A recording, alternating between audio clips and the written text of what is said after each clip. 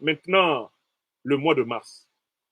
Mais ce livre comporte 6 preuves monumentales que l'Afrique n'est pas agressée pour des raisons religieuses, comme on a voulu le faire croire à travers le concept de djihadisme, mais au contraire, l'Afrique est agressée par des mercenaires d'organisations terroristes créées par l'OTAN dans les années 80 et dans les années 2000 pour affaiblir structurellement l'Afrique afin de continuer à piller son or, son pétrole, son coltan, son manganèse, son uranium, piller son gaz, piller son lithium. La démonstration a été réitérée.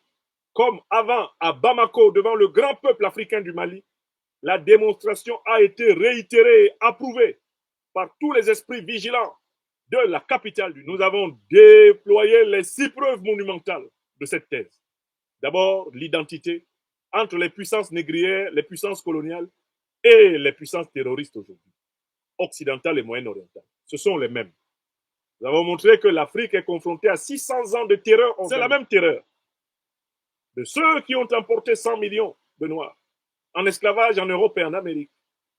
C'est la même terreur de ceux qui ont organisé l'invasion coloniale de l'Afrique dans leur conclave criminel de Berlin en 1884. C'est la même terreur qui se cache derrière le néocolonialisme à travers la pseudo-décolonisation de l'Afrique francophone, la création de la mafia de la France-Afrique, le maintien de l'Afrique sous occupation militaire française, sous la monnaie escroque du franc CFA, sous les ingérences dans la désignation des dirigeants africains et la répression culturelle déguisée derrière les organisations. Ce système est le même qui terrorise les Africains depuis la traite négrière.